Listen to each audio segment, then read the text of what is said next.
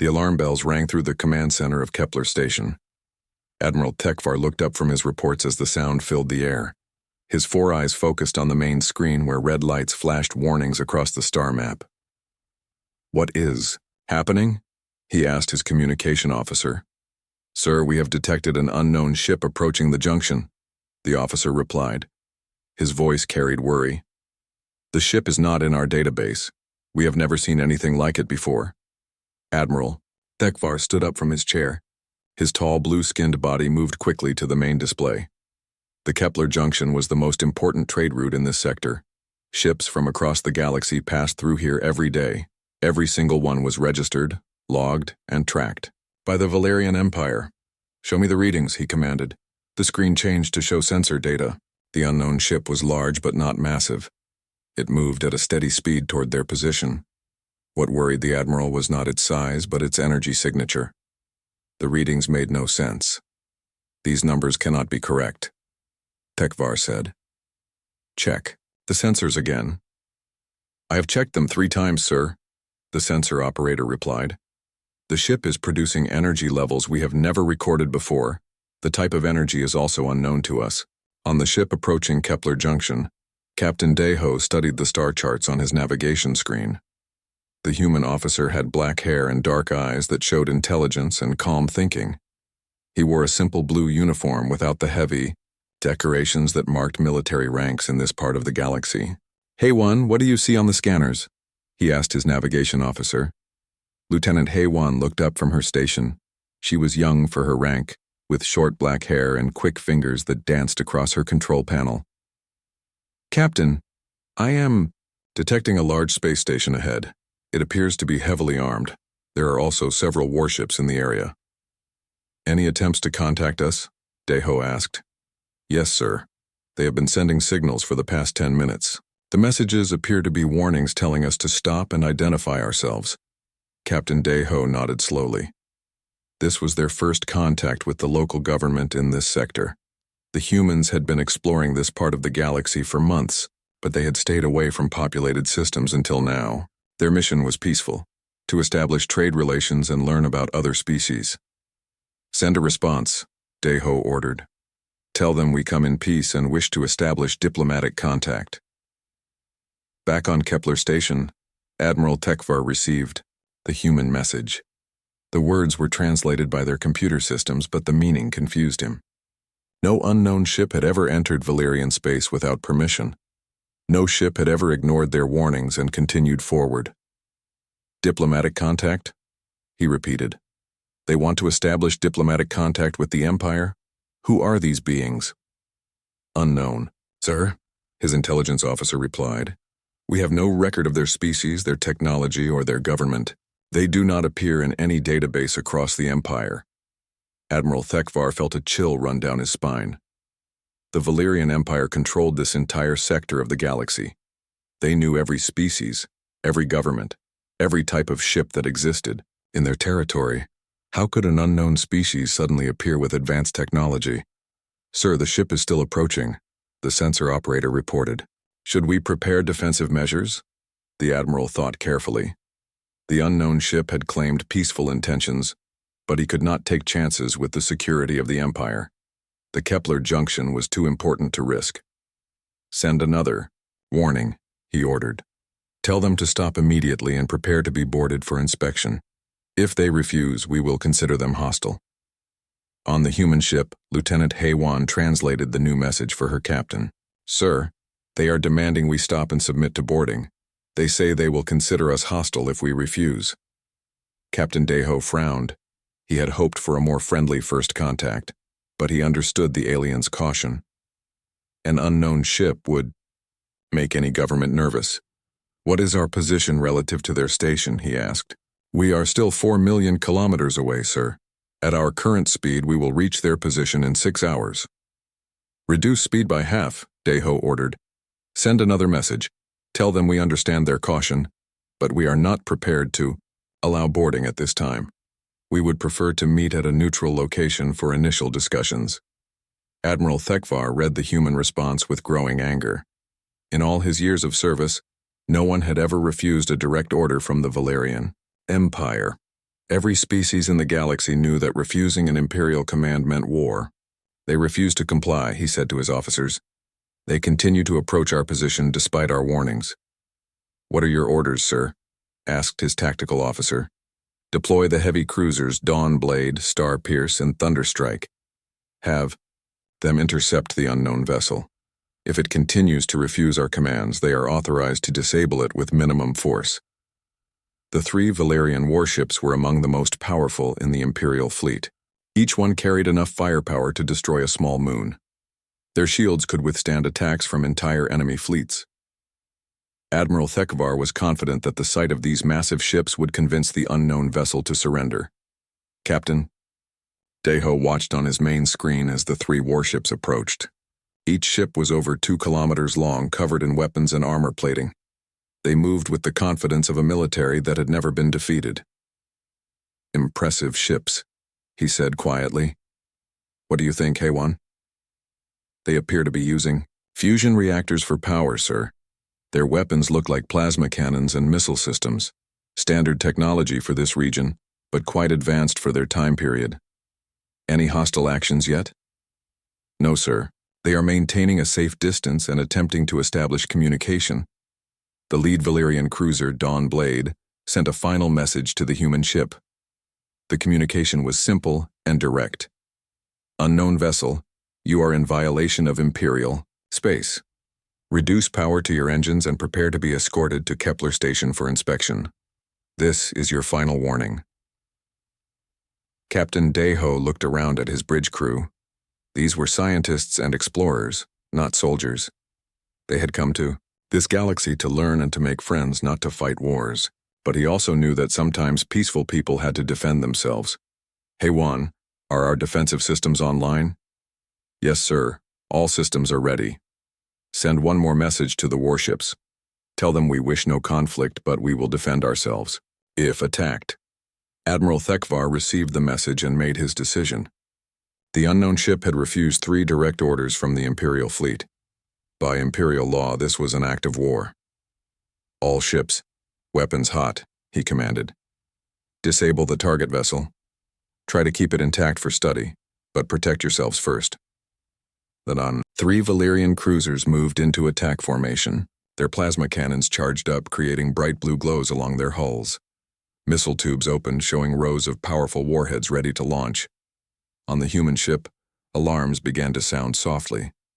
Captain Deho remained calm as his crew reported the situation. Captain, the alien ships are charging weapons, Haywan reported. They appear to be preparing to fire. Understood. Activate defensive measures. Around the human ship, space itself seemed to shimmer. Energy fields that existed beyond normal understanding created barriers that could turn aside any attack. The technology was so advanced that it appeared almost magical to observers. The Dawnblade fired first. A massive plasma bolt, containing enough energy to melt through a mountain, streaked toward the human vessel. The bright blue beam struck the shimmering field around the ship and simply vanished.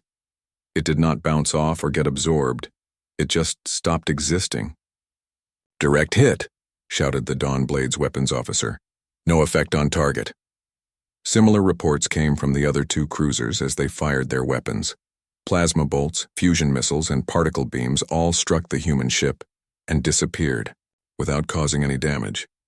Captain Deho watched the attack with sadness. He had hoped to avoid this conflict, but the alien government had made its choice.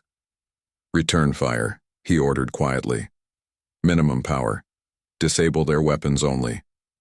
The human ship's response was unlike anything the Valerian Empire had ever seen. There was no visible beam, no missile launch, no obvious weapon discharge. Space around the 3 cruisers simply twisted in ways that hurt to look at. On the Dawnblade, Admiral Thekvar felt the ship shake violently. Alarms screamed as systems failed across the massive warship. The plasma cannons that had fired moments before were now twisted metal. The missile tubes had collapsed in on themselves. The ship's main reactor was offline. "Damage report!" he shouted, over the noise. "Sir, all weapons are destroyed. Main power is failing. Hull breaches on decks 12 through 15. We are dead in space." The reports from Starpierce and Thunderstrike were identical. 3 of the Empire's most powerful warships had been disabled in seconds by weapons they could not understand. But the human attack was not finished. As the Valerian crews struggled with their damaged ships, space twisted again around each cruiser. This time the effect was different. Instead of damaging the ships, it seemed to grab them. "Sir, we are being pulled toward the unknown vessel," reported the Dawnblade's navigation officer. Admiral Thekvar watched in horror as his 3 cruisers were dragged through space by Invisible. Fleet Admiral Zexthul stood before the massive tactical display in the Imperial War Room on Valix Prime. The capital world of the Valerian Empire was home to billions of beings, all living under the protection of the most powerful military force in the galaxy. Today, that protection felt less certain than it had in centuries. "Show me the incident again," the Admiral commanded. The holographic display replayed the sensor recordings from Kepler Junction. 3 heavy cruisers approached an unknown vessel. Weapons fired. The cruisers vanished without a trace. The unknown ship continued on its path as if nothing had happened. "How is this possible?" asked General Mortak, the Empire's chief military advisor. "Our ships are the most advanced in the galaxy. Their shields can withstand planet-killing weapons." "Apparently not," Zexthul replied grimly. "This unknown species possesses technology that makes our best warships obsolete." Around the war room, holographic images of other Imperial commanders flickered to life. These were the fleet admirals who controlled the Empire's military might across dozens of star systems. Each face showed the same expression of concern and confusion. "What do we know about these beings?" asked Admiral Veltar from the Outer Rim territories. "Very little," Zexthul answered. "They appear to be bipedal, similar in size to several known species. Their ship uses energy signatures we cannot identify. They claim to come in peace and want diplomatic relations." "Claims mean nothing," interrupted Admiral Krekfor from the core systems. "Any species with this level of technology is a threat to Imperial security. They must be stopped before they can establish a foothold in our territory." Fleet Admiral Zexthul nodded slowly. The Valerian Empire had maintained peace and order in this sector for over 1,000 years through strength and decisive action. When threats appeared, they were eliminated quickly and completely. "I am authorizing the deployment of the 7th Battle Fleet," he announced. 12 dreadnoughts and full support vessels. Admiral Thekvar will remain in overall command, but the fleet will eliminate this threat permanently. On the human ship approaching, Kepler Junction, Captain Deho studied the reports from his science officer. Dr. So Young was a brilliant woman who specialized in studying alien civilizations. Her analysis of intercepted communications painted a troubling picture of their first contact situation. "Captain, I have been monitoring their communication networks," she reported. "The Valerian Empire appears to be a militaristic government that controls this entire region through force. They have conquered dozens of species over the past several centuries." "What about their response to our presence?" Deho asked. "They are treating us as a hostile invasion force. From what I can determine, they have never encountered a species they could not defeat or control. Our technological superiority has panicked their leadership." Commander Kyung-Soo, the ship's tactical officer, looked up from his station. "Captain, I am detecting a large fleet assembling in the next star system. 12 very large ships and many smaller ones. They appear to be preparing for battle." Captain Deho sighed deeply. This was exactly what he had hoped to avoid. The humans had come to this galaxy seeking peaceful contact with other intelligent species. Instead, they had stumbled into the territory of an empire that saw any unknown force as a threat to be destroyed. "So Young, can you translate our peaceful intentions in their language?" he asked. "I have been trying, sir. But their culture does not seem to have concepts for mutual cooperation between equals. Their language treats all relationships as either superior to inferior or enemy to enemy." "What about the crew members we rescued from their ships?" "They are being held in comfortable quarters on Deck 7. Our medical team is treating their injuries, but they refuse to cooperate or answer questions. They appear to believe we are going to torture them for information." Captain Deho stood up and walked to the main viewing screen. Outside, the stars looked the same as they did in human space, but the civilizations here were very different from what humanity had expected to find. "Open a channel to the station," he ordered. On Kepler Station, Admiral Thekvar received the incoming message with suspicion. The unknown ship had been broadcasting peaceful messages for hours, but he no longer trusted anything about these aliens. "Unknown vessel, this is Admiral Thekvar of the Valerian Imperial Fleet. State your demands." Captain Deho's image appeared on the main screen again. His face showed patience and concern, not the arrogance Thekvar expected from a conqueror. "Admiral, we have no demands. We wish only to establish peaceful diplomatic relations with your government. We understand our arrival has caused concern, but we mean no harm to your people or your territory." "Where are the crews of my ships?" Thekvar demanded. "They are safe and unharmed aboard our vessel. Our medical team is treating their injuries. They will be returned to you as soon as we can arrange a peaceful meeting.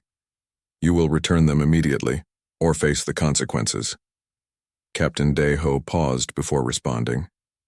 "Admiral, we understand you are angry about the loss of your ships, but they attacked us without provocation after we stated our peaceful intentions. We defended ourselves using minimum necessary force. No one was killed." "Minimum force?"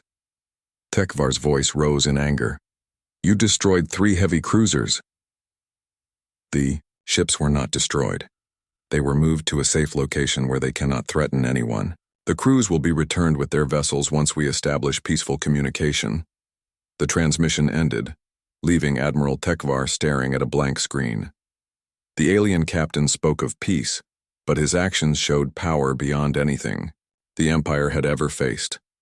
How could the Empire negotiate with beings who could make their best warships disappear without effort? "Sir, the 7th Battle Fleet is approaching," reported his communication officer.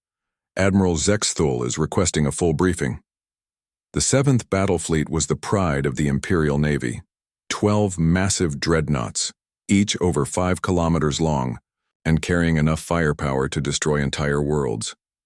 Hundreds of escort ships surrounded them, creating a wall of weapons and armor that had never been defeated in battle.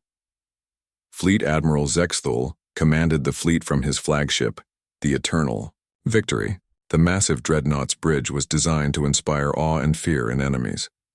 Displays showed the awesome firepower under his command, while communication systems linked him to every ship in the fleet. "Admiral Thekvar, report," he commanded, as his fleet took position near Kepler Junction. "Sir, the unknown vessel continues to approach our position. It has ignored all warnings and demands. I recommend immediate attack with maximum force." Zexthul studied the sensor readings of the human ship. It was much smaller than any of his dreadnoughts, showing no obvious weapons or defenses. But the readings from its earlier battle were impossible to ignore. "You are certain it destroyed 3 heavy cruisers without taking damage?" "Yes, sir. The attack lasted less than 5 minutes. Our weapons had no effect on their ship. Then we will use greater force. All ships battle formation Alpha. Concentrate all firepower on the unknown vessel. If their defenses can stop 3 cruisers, we will see how they handle 12 dreadnoughts." On the human ship, Commander Kyung-soo watched the massive fleet arrange itself for attack. The tactical display showed hundreds of weapons pointed at their small vessel. Any normal ship would be vaporized in seconds by such overwhelming firepower. "Captain, they are preparing to attack," he reported. "Power signatures suggest they are charging every weapon they have." "Can we avoid the battle?" Deho asked hopefully. Dr. So-young shook her head. "I have been monitoring their communications. Their military culture requires them to attack any force they cannot control. Retreat would be seen as weakness by their government." "What about our passengers? The Valerian crew members are secure in the protected areas of the ship. They will not be harmed." Captain Deho made his decision. The humans had tried peaceful contact, but the Valerian Empire would not accept anything except total surrender. He would not risk his crew or his mission by giving up their ship to an aggressive military force. "All stations prepare for defensive action," he ordered. "Set weapons to disable only. We do not want to kill anyone if we can avoid it." The battle began exactly as Admiral Thekvar had predicted. The 7th Battle Fleet opened fire with everything they had. Fusion beams that could melt continents, plasma torpedoes with the power of small stars, and particle weapons that could tear apart molecular bonds all struck the human ship simultaneously. The effect was identical to the earlier battle. Every weapon simply vanished when it touched the shimmering fields around the human vessel. The most powerful attack in Imperial history had no more effect than throwing rocks at a mountain. "No damage to target," shouted the weapons officer aboard Eternal Victory.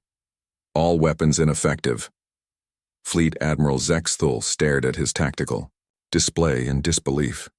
His fleet had just fired enough energy to destroy a small moon, and the enemy ship showed no damage at all. "Continue firing," he ordered. "All ships maximum rate of fire." The battle lasted for 23 minutes. The 7th Battle Fleet exhausted their primary ammunition stores trying to penetrate the human defenses. Nothing worked. Plasma bolts, fusion missiles, gravity bombs, and exotic energy weapons all failed to affect the mysterious ship. Then the humans began their counterattack. Captain. Emperor Kextor sat on the throne of stars in the Imperial Palace on Valix Prime. The massive chamber had been designed to inspire awe in visitors, with walls that displayed the conquered worlds of the Empire and weapons taken from defeated enemies. Today the room felt smaller than usual as reports arrived from across the galaxy. "Majesty, we have confirmed reports of uprisings on 17 worlds," reported Intelligence Minister Tekvar. "The subject species are spreading rumors that the Imperial Navy has been defeated by unknown aliens." "Rumors?" The Emperor's voice carried dangerous anger. "4 fleets have vanished without a trace. That is not a rumor." "Yes, Majesty, but the rebels are claiming this proves the Empire can be defeated. They are organizing resistance movements on worlds that have been peaceful for decades." Emperor Kextor stood up from his throne and walked to the great window that showed the capital city below. Millions of beings lived and worked under Imperial rule, all of them dependent on the strength of the military to maintain order. If that strength was questioned, the entire Empire could collapse into chaos. "What is the status of our remaining fleets?" he asked. "The core fleet remains at full strength, Majesty. 200 ships, including the fortress ship Eternal Dominion. Admiral Wexcon awaits your orders." "And this unknown species?" "Their single ship remains at Kepler Junction. They continue to broadcast peaceful messages and request diplomatic meetings. They claim all our captured personnel are safe and unharmed." The Emperor turned away from the window and looked at his advisors. These were the most intelligent and experienced beings in the Empire, but none of them had answers for the current crisis. "Have we identified their home system?" he asked. "No, Majesty. Their technology prevents our sensors from tracking their ship's origin. We believe they came from beyond our explored territory, possibly from the unexplored sectors beyond the rim on the human ship at Kepler Junction. Communications Officer Unji worked tirelessly to establish proper diplomatic contact. She was a skilled linguist who had learned dozens of alien languages during humanity's expansion into space. The Valerian language was complex, but she had mastered enough to handle basic communications. "Captain, I have been monitoring communications across their empire," she reported to Deho. "The news of our encounters is spreading despite their government's attempts to control information." "What kind of reactions are we seeing?" the captain asked. "Mixed, sir. Some species appear to be celebrating our victories over the Imperial fleets. Others seem frightened that war might be coming to their worlds. The Valerian government is struggling to maintain control." Dr. So-Young looked up from her analysis station. "Captain, I believe we may have made a serious mistake in our approach to this contact." "Explain." "The Valerian Empire maintains control through military dominance. By defeating their fleet so easily, we have undermined their entire system of government. Subject species see this as an opportunity for rebellion, while the Valerians see it as an existential threat." Engineer Min Ho, a quiet man who rarely spoke during briefings, raised his hand. "Captain, I have been studying their technology from the ships we captured. Their weapons and defenses are actually quite advanced for their level of development. The problem is that they have focused entirely on military applications." "What do you mean?" Deho asked. "They have developed very effective weapons and strong armor, but they have not advanced in other areas. Their power systems are inefficient, their computers are primitive, and their medical technology is centuries behind ours. They have spent all their resources on building an army instead of improving their civilization. Captain Deho considered this information carefully. Humanity had taken a different path during its expansion into space. Instead of focusing on conquest, human colonies had emphasized scientific research, cultural development, and peaceful cooperation. This had led to technological advances that made their ships seem magical to more militaristic species. Yunji, have there been any direct responses to our diplomatic requests? He asked. Not from the central government, sir, but I have received several secret communications from subject species asking if we are here to liberate them from imperial rule. What did you tell them? I explained that we are not conquerors or liberators. We simply want to establish peaceful relations with all species in this region. Dr. So Young pulled up a display showing the political structure of the local area. Captain, the situation is more complex than we initially understood. The Valerian Empire controls over 40 different species across dozens of star systems. Many of these species were conquered centuries ago and have no memory of independence. Are they treated badly by the Empire? From what I can determine, imperial rule is not particularly cruel, but it is absolute. Subject species have no political rights, limited economic freedom, and no ability to develop their own technology or military forces. They exist to serve the Empire. On the fortress ship Eternal Dominion, Admiral Wexcon prepared for what might be the final battle of his career. The massive vessel was the largest ship ever built by the Valerian Empire, stretching over 10 kilometers from bow to stern. Its weapons could destroy planets and its armor could withstand attacks that would vaporize lesser ships. All fleet units, report status, he commanded. The responses came quickly from across the core fleet. 200 ships ranging from massive dreadnoughts to fast attack cruisers, all reported ready for battle. This was the accumulated military might of an empire that had ruled the galaxy for 1,000 years. Sir, we have received new intelligence on the unknown vessel, reported his tactical officer. Analysis of the previous battle suggests their weapons use some form of spatial manipulation technology. They can alter the structure of space itself. Can our shields protect against such weapons? Unknown, sir. No defense has been developed for this type of attack because we have never encountered it before. Admiral Wexcon studied the tactical displays showing his fleet's formation. The core fleet represented the ultimate expression of Valerian military doctrine. Overwhelming firepower delivered by ships too heavily armored to be easily destroyed. It had never failed in battle. Set course for Kepler Junction, he ordered. Maximum speed. Back on the human ship, Captain Deho faced a difficult decision. His mission was to establish peaceful contact with alien civilizations, but his presence had destabilized an entire empire. Subject species were rebelling, the government was panicking, and another massive fleet was approaching for battle. Captain, Dr. So Young said quietly, I believe we need to consider withdrawing from this region until the situation stabilizes. That would abandon the Valerian crews we rescued, Deho replied, and it would confirm their government's belief that we are hostile invaders who attacked and retreated. But our presence is causing chaos across their empire. People are going to die in these rebellions. Engineer Minho spoke up again.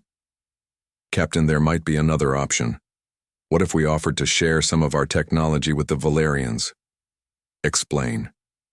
Their government maintains control through military superiority. If we give them access to some of our less advanced technologies, better computers, more efficient power systems, improved medical equipment, we could help them improve their civilization without threatening their security. Communications Officer. Yunji nodded thoughtfully.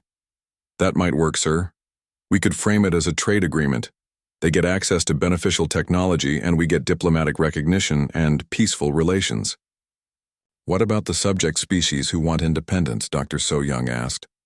Captain Deho considered the options carefully. Humanity had faced similar situations during their own expansion, when they encountered species that were in conflict with each other. The solution had always been patient diplomacy, and gradual progress toward peaceful coexistence. We will offer technology sharing to the Valerian government, he decided, but we will also insist on improved rights for subject species as part of any agreement. We cannot support oppression, even by accident. On the rebel world of Tychon 7, Yethka listened to the intercepted communications with growing hope. The Zalonian freedom fighter had spent her entire life fighting against Imperial rule with little success. Her people had been conquered 300 years ago, and every rebellion had been crushed by superior Imperial technology. The humans defeated 4 Imperial fleets without losing a single ship, she told her fellow rebels. This proves the Empire is not invincible. If we coordinate our uprisings with their presence, we might finally achieve freedom. But the humans say they are not here to liberate anyone, pointed out her second-in-command. They claim to want peaceful relations with the Empire. Then we will force them to choose, Yethka replied. They cannot have peaceful relations with an oppressive empire while ignoring the suffering of subject species. Either they help us achieve freedom, or they become supporters of our oppression. Similar conversations were taking place on worlds across the Empire, as rebel groups saw the human arrival as their best chance for independence in centuries. The Valerian government was losing control of the situation, and Emperor Kextor knew that decisive action was required. Admiral Wexcon reports the core fleet will reach Kepler Junction in 18 hours, Intelligence Minister Tekvar informed. The space around Kepler Junction filled with warships as the Imperial core fleet took battle positions. Admiral Wexcon commanded from the bridge of the Eternal Dominion, the massive fortress ship that served as the ultimate symbol of Valerian military power. Its weapons could crack planets, and its armor had never been penetrated by enemy fire. All ships report ready for battle, his tactical officer announced. 200 vessels in formation, all weapons charged and ready to fire. Admiral Wexcon studied the single human ship on his main display. It looked so small compared to his mighty fleet that he almost felt sorry for the aliens. Almost. They had humiliated the Empire by defeating 4 separate fleets, and now they would face the consequences of their actions. Open a communication channel, he ordered. Captain Deho's image appeared on the screen, showing the same calm expression that had frustrated Imperial commanders for days. The human captain looked tired but determined, like someone who hoped for peace but was prepared for war. Admiral Wexcon, I presume, Deho said politely. Thank you for agreeing to speak with us. I am not here to negotiate, the Admiral replied, harshly. You will surrender your vessel and submit to Imperial authority. All stolen Imperial personnel will be returned immediately. Admiral, we have told your government repeatedly that we come in peace. Your personnel are safe and being well cared for. We are willing to return them as part of a peaceful agreement between our peoples. Your actions have destabilized the entire empire. Rebellions are breaking out across dozens of worlds because of your interference. Captain Deho's expression showed genuine concern. We deeply regret the unintended consequences of our arrival. We had no desire to cause civil unrest or suffering among your people. That is exactly why we want to negotiate a peaceful solution. The only solution is your complete surrender. I'm afraid we cannot do that, Admiral, but we are willing to discuss other options that might satisfy both our people's needs. The communication ended as Admiral Wexcon cut the transmission in anger. The aliens continued to refuse Imperial demands while speaking of peace and cooperation. Such arrogance could not be tolerated. All ships, prepare for final attack, he commanded. Maximum firepower. Leave nothing but debris. On the human ship, Dr. Hyunwoo worked frantically in his medical laboratory. The xenobiologist had been studying Valerian physiology, using data from the rescued crew members, hoping to find a way to disable Imperial ships without harming their occupants. His research had led to a breakthrough that might change everything. Captain, he called over the communication system, I believe I have found a solution to our problem. Captain Deho arrived in the laboratory within minutes, followed by Commander Kyung-soo and Dr. So-young. The medical bay was filled with displays showing alien anatomy and brain chemistry. What have you discovered? Deho asked. I have been studying Valerian neural patterns, Dr. Hyunwoo explained. Their brain chemistry includes compounds that regulate aggression and territorial behavior. By adjusting these compounds slightly, we can temporarily reduce their hostility without causing permanent harm. You want to drug an entire fleet? So Young asked with concern. Not drug them, adjust their natural brain chemistry to promote calmer thinking. The effect would last only a few hours, but it might give us time to establish real communication. Commander Kyung-soo frowned. That sounds like mind control. Are we comfortable with that level of interference? The alternative is killing thousands of people in a battle that serves no purpose, Dr. Hyunwoo replied. This would be temporary and harmless. They would still be themselves, just less aggressive and more willing to listen to reason. Captain, Daeho considered the proposal carefully. Humanity had strict ethical guidelines about interfering with alien biology, but the current situation was extraordinary. Millions of people were dying in rebellions across the empire, and another battle would only make things worse. How would you deliver this treatment? He asked. Our medical transporters can be modified to affect entire ship crews simultaneously. We target their air supply systems and introduce the compounds through normal breathing. No one would even notice it happening. Before Captain Daeho could respond, alarms began sounding throughout the ship. The Imperial Core Fleet was beginning its attack. All hands to battle stations, Kyung-soo announced over the ship's communication system. Prepare for defensive action. The Core Fleet's opening barrage was unlike anything the galaxy had ever seen. 200 warships fired simultaneously, creating a wave of destructive energy that could have sterilized an entire planet. Fusion, beams, plasma torpedoes, particle cannons, and exotic energy weapons all struck the human ship at the same moment. The result was identical to every previous battle. The shimmering fields around the human vessel absorbed or deflected every attack without showing any strain. The most powerful military force in galactic history had no more effect than raindrops hitting a mountain. No damage to target, shouted the weapons officer aboard Eternal Dominion. All weapons ineffective. Admiral Wexcon stared at his displays in disbelief. His fleet had just delivered enough firepower to destroy a small star, and the enemy ship showed no damage at all. How was such defense possible? Continue firing, he ordered desperately. All ships, maximum rate of fire. Concentrate everything on a single point. The bombardment continued for over an hour, as the core fleet exhausted their ammunition stores trying to penetrate the human defenses. Plasma bolts that could melt continents, fusion missiles with the power of supernovas, and gravitational weapons that could collapse matter itself all failed to affect the mysterious vessel. On the human ship, Captain Daeho watched the attack with sadness. These aliens were so committed to violence that they could not recognize when they were defeated. Their pride would not let them accept that peaceful cooperation might be better than endless warfare. Dr. Hyunwoo, implement your neural adjustment protocol, he ordered. Target the command staff of each ship first, then work through the crew systematically. Yes, sir. Beginning medical transport now.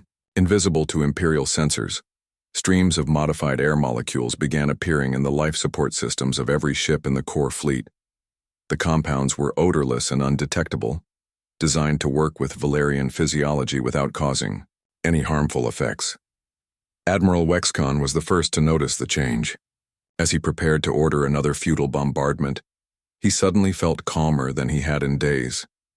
The desperate anger that had driven him to this battle began to fade, replaced by a curious sense of clarity. "Sir, are you all right?"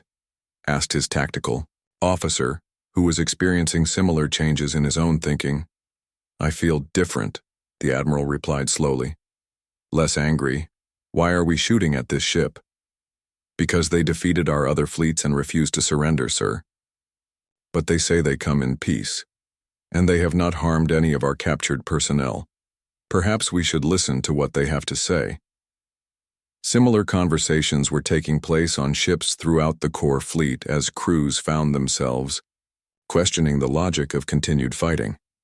The neural adjustments did not change their personalities or memories, but they reduced the aggressive impulses that had prevented rational discussion.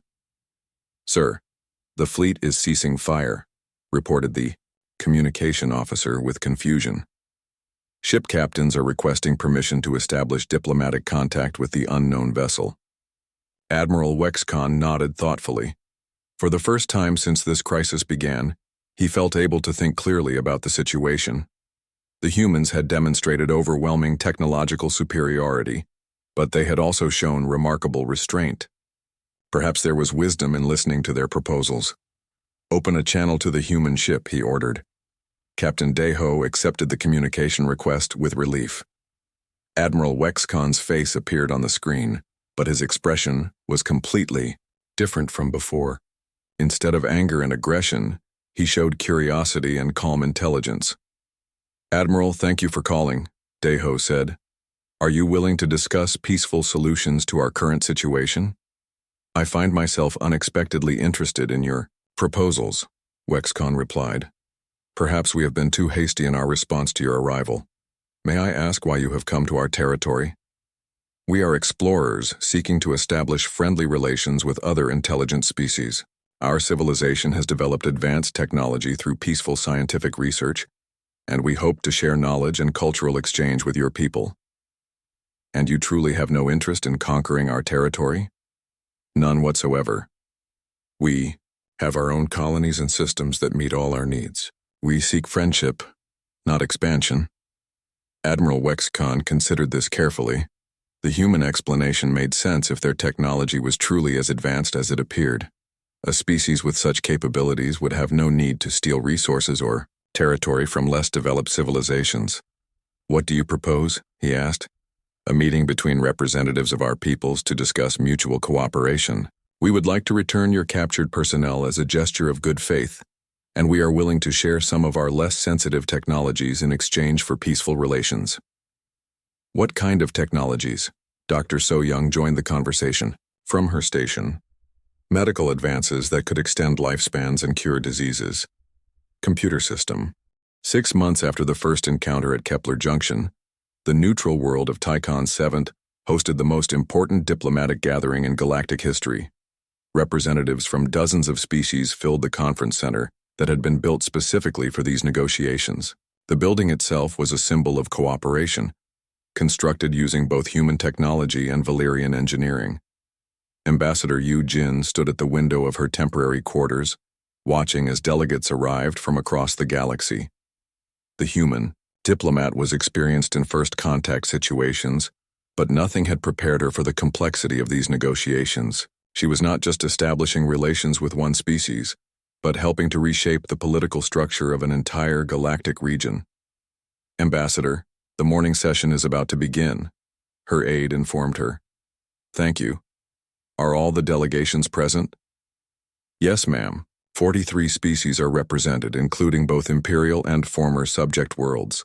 The Valyrian delegation is led by Chancellor Dexmore, and Emperor Kextor will be participating by holographic link." Ambassador Yujin nodded and made her way to the main conference hall. The large room buzzed with conversations in dozens of languages as beings who had never met as equals prepared to negotiate the future of their civilizations. Automatic translation systems, based on improved human technology, allowed everyone to understand each other perfectly. Captain Deho was already seated at the human delegation table, now serving as military liaison for the negotiations. Beside him sat Chancellor Boram, a wise woman who represented the human colonial government. Their small delegation contrasted sharply with the elaborate entourages brought by other species. "How are the initial discussions progressing?" Yujin asked as she took her seat. "Better than expected," Boram replied quietly. "The Valyrians are genuinely interested in technological cooperation, and most of the subject species are willing to consider gradual independence rather than immediate revolution. What about the holdouts?" 3 species are demanding immediate full independence with no ties to the Empire. 2 Valyrian sectors refuse to accept any changes to the current system, and there are still some rebel groups that want to continue fighting regardless of what we negotiate here. Ambassador Yujin looked around the hall as the formal session began. The seating arrangement had been carefully planned to encourage cooperation. Instead of separating imperial and subject species, delegations were mixed together based on economic and cultural interests. Former enemies sat next to each other, forced to find common ground. Emperor Kextor's holographic image appeared at the head of the room as the session opened. The Valerian ruler looked different than he had 6 months ago. The constant stress of military crisis had been replaced by cautious optimism about the future. Distinguished delegates, he began, we gather here to discuss not just peace but a new model for how different species can coexist in our galaxy. The human arrival has shown us that cooperation can achieve more than conquest ever could. Chancellor Dexmore, who had replaced several hardline military advisors in the imperial government, stood to address the assembly. The Valerian Empire acknowledges that our traditional methods of governance are no longer suitable for the modern galaxy. We are prepared to transition to a democratic federation that respects the rights and autonomy of all member species. A murmur of surprise ran through the hall. Even the human delegation had not expected such a dramatic statement from the imperial government. Yethka, the Zolonian rebel leader who now represented her people as an official delegate, rose to respond. The Zolonian people appreciate the Empire's willingness to change, but we need concrete guarantees that these promises will be kept. We have heard such words before during previous negotiations. That is exactly why we are here, Ambassador Yujin interjected diplomatically. To establish specific agreements with clear timelines and enforcement mechanisms. No one wants to repeat the mistakes of the past. Dr. So Young, who had spent months studying the political structures of every species present, projected a holographic display showing her proposed governmental framework. We suggest a gradual transition over 5 years, she explained. Imperial worlds would gradually adopt democratic institutions while maintaining economic ties to the central government. Subject species would gain increasing autonomy, leading to full membership in a voluntary federation. What guarantees do we have that the humans will not simply replace the Empire as our new rulers? Asked the delegate from Mortok Prime, a world that had been conquered by the Valerians centuries ago. Captain Deho stood to answer. Humanity has no interest in ruling anyone. Our own government is a loose confederation of independent colonies that cooperate by choice rather than compulsion. We want to trade with you, learn from you, and explore the galaxy together as equals. But you have the power to conquer us all, pointed out the Valerian military representative. Your technology makes our weapons obsolete. How do we know you will not change your minds in the future? Chancellor Boram smiled at the question. Let me tell you about human history. 300 years ago, our species developed nuclear weapons that could destroy our entire planet. We had the power to conquer or annihilate anyone who opposed us. Instead, we chose to use that same technology to power our cities and propel our ships to the stars. Advanced technology does not automatically lead to aggression, Dr. So Young added. When a species focuses on scientific research and peaceful development, they tend to become less violent over time, not more violent. Our advanced weapons are actually mining and construction tools that we adapted for defensive use. The delegate, from Tevlon, a species known for their philosophical thinking, asked the most important question of all. What do humans gain from these arrangements? Why help us if you do not want to rule us? Ambassador Yujin had been waiting for this question. Diversity makes everyone stronger. Each species in this room has unique perspectives, knowledge, and abilities that could benefit all of us. Humans are excellent at technological development, but we have much to learn about art, philosophy, biology, and social organization from other species. For example, Captain Deho added, Valerian metallurgy techniques could improve our ship construction. Zolonian agricultural methods could help us feed growing populations. Mortok mathematics could advance our computer systems. We all have something valuable to contribute. The negotiations continued for 3 weeks as delegates worked through thousands of details. Trade agreements were established to ensure economic stability during the transition. Cultural exchange programs were designed to build understanding between former enemies. Scientific cooperation initiatives would allow shared research on projects too large for any single species to accomplish alone. Engineer Minho presented the technology-sharing agreements that would transform life across the galaxy. Medical advances would be provided freely to all species. ending diseases that had plagued some worlds for millennia. Agricultural techniques would eliminate hunger on dozens of planets. Clean energy systems would allow industrial development without environmental destruction. The humans are offering us 1,000 years of scientific advancement, marveled the Zilonian delegate. Such generosity seems impossible to believe. Knowledge becomes more valuable when it is shared, Minho replied simply. These technologies will be improved further when your scientists begin working with them. Everyone benefits. The most difficult negotiations involved the transition of power on imperial worlds. Valerian colonists who had lived under military rule for generations were afraid of democratic government, while subject species worried that democracy might just be another form of imperial control. Chancellor Dexmore proposed a solution that satisfied both groups. Imperial worlds will elect local governors while maintaining loyalty to the central government. Subject worlds will gain complete self-governance while choosing whether to remain in the Economic Federation. No one will be forced to accept a system they do not want. What about military forces? Asked the representative from Kexaval, a heavily militarized imperial world. The imperial military will be reorganized as a voluntary defense force, Captain Deho explained. Member worlds can contribute ships and personnel to protect the Federation from external threats. But no species will be required to participate in military actions, and humans will provide defensive technology to ensure that no external force can threaten Federation members, added Ambassador Yu Jin. As the negotiations neared their conclusion, rebel leader Yethka made an unexpected announcement. The Zilonian Liberation Front officially disbands as of today. Our goal was freedom for our people, and these agreements will achieve that goal better than continued warfare. Similar announcements came from rebel groups across the galaxy as former fighters chose political participation over violence. Not every extremist group accepted the new arrangements, but the vast majority recognized that peaceful change offered better prospects than endless conflict. Emperor Kextor's final address to the conference marked the end of an era. Today, the Valerian Empire ceases to exist as it has for 1,000 years. In its place, we establish the Galactic Federation, a voluntary association of free peoples working together for mutual benefit and protection. The signing ceremony